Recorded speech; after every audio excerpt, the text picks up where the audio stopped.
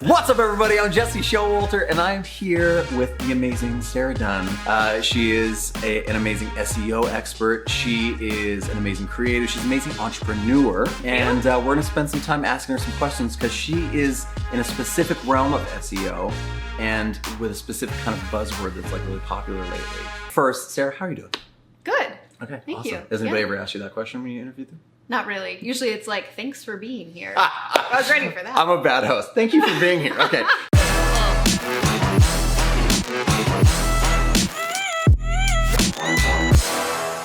Can you give us like a quick little like Wikipedia bio about yourself? Who are you? What do you do, kind of thing? Sure. So my name is Sara Dunn. I am a search engine optimization consultant just for wedding businesses. So it is very specific, and it's something that I have worked really actively on to narrow down my focus. So I spent about 5 years running a generalist web agency. Like, if you need a website and have a wallet, I'm happy to make it for you. Okay. And then realized that wasn't really the path to being super successful and being seen as an expert. So I said, I need to specialize, I need to become an expert at something very specific, and associate something in the minds of the customer so they know I'm the person to turn to if they have a very specific need. So now if someone is in the wedding industry selling to couples, like a wedding planner, photographer, florist, venue, and they want to get found on Google, I want them to think of me. Okay. I have so many questions.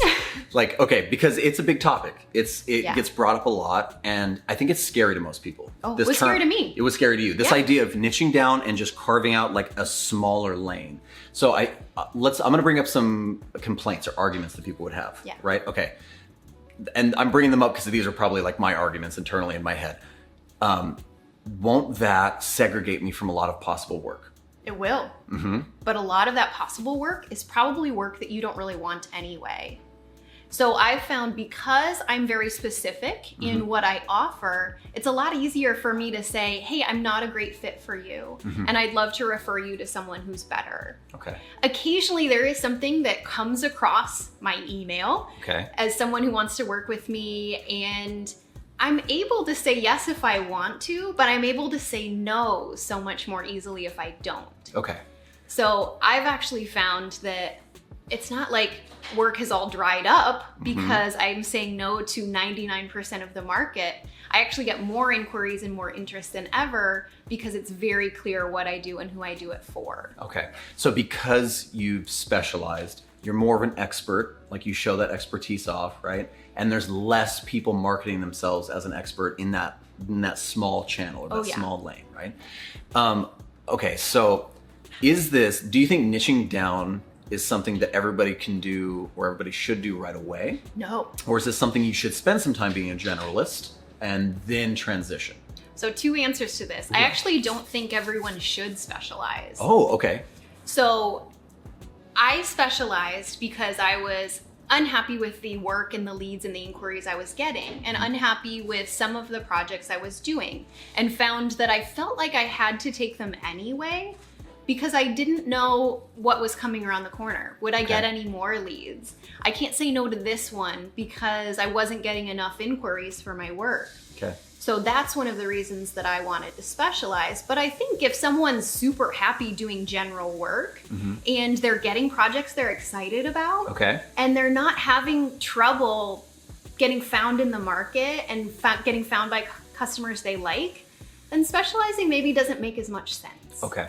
So I think it does take a specific problem, and you have to be, not quite as happy in what you're doing. Okay. But I do think it's helpful to have a little bit of general experience. If someone's feeling called to specialize already, but haven't really worked with a variety of businesses, you might not know what you want to specialize in. How do you pick what you want to niche down into, right? I'm so glad I spent 5 years working with anyone who would pay attention to me, because I learned e-commerce wasn't my thing.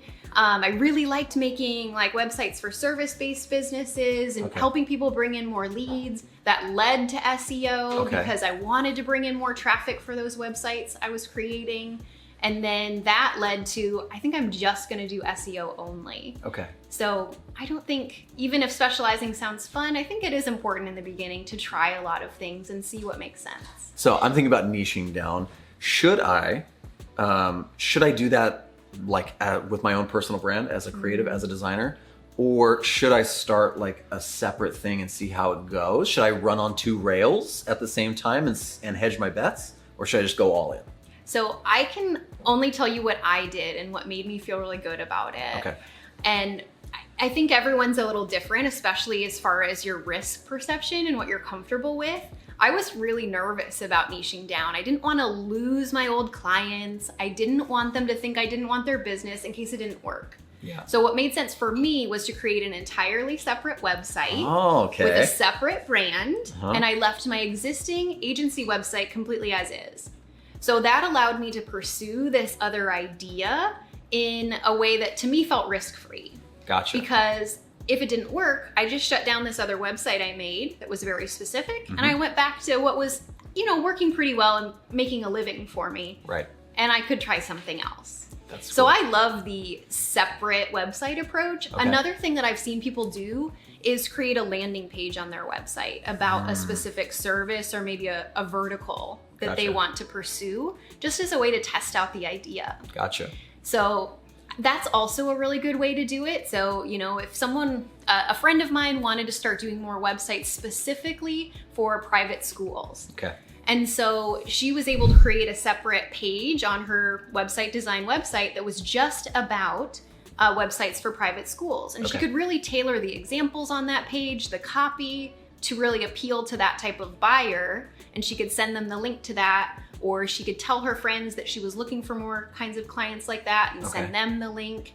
And it again was kind of a risk-free way. It wasn't like taking over the entire brand you've created, Gotcha. but having a separate place to send the right person. Okay, that makes a lot of sense. Second to last question would be, do you feel like since you've niched down, since you've focused on a specific vertical, that you do what you do faster and more efficiently? For sure. And if you do, can you talk to that point a little bit and tell us like what that looks like, what that feels like for you, and how that benefits your clients and your business? Yeah. Have you ever heard of productizing a service? Yes. So I never really got that Okay. until I niched down, because my clients were all so different. I couldn't take a website design project and say, I always do this, and this step, and I can automate this, because everything I was doing was so different. So I was always doing custom proposals, custom project plans. Right. And I couldn't figure out how to automate things more, have more of a repeatable process Gotcha. until my client was the same type of person every single time. Right. And now I've been able to actually narrow down to 2 packages that I offer. So Okay. it's like SEO plan for the wedding industry, SEO done for you for the wedding industry. Okay. And I don't do custom proposals anymore. It's just like, which of these 2 things do you want? Here's exactly how I schedule it on my calendar. And here is the project plan we go through every single time. That's kind of amazing. It is amazing. It's kind of stinking amazing. Okay. I like it. Oh my gosh, I just feel like it's so interesting because it like just, it makes you so much more a beast and an expert at what you do. Yeah. And it's gotta be recognizable. Like people come and they just go, oh, she knows what's up. Yeah. Well, and the examples that I can use, I can say, I've done this for a wedding florist before, and here's the exact results that she was able to get. Okay. And I feel confident that I can get you that type of results too. Gotcha. That's so much more compelling than me saying, I created a website for a dentist last week, and you're a wedding florist, but I can figure it out. Oh my gosh, that hurts my heart. It like, it convicts me of the things that I say to clients all the time. Sara, thank you so much for your time. Where can people find you? Where should people look for you online? Well, since we're talking YouTube right now, right? Mm-hmm. YouTube.com/Sara Dunn. Description. Uh-huh. If you wouldn't mind putting that in the I description. will, it will go in the description. I've got over 60 videos about my journey to specialize, and not all of them are very interesting because it took me almost 8 months to pick a certain specialty. But if this is something that you're thinking about, you'll get to see into my brain to what I was trying to figure out, the struggles I went through, and some of the things that I tried. So that would be a great place. And if you know anyone in the wedding industry, my website is saradoesseo.com. I love that SEO, or I love that domain name. That's awesome. Okay, Sara Dunn, thank you so much. You're the best ever for taking the time. Thank you. You know all the same stuff, like, subscribe. We're on YouTube. You know the deal. And then look for all of Sara's links down in the description. Thank you guys. See you. Bye. Bye.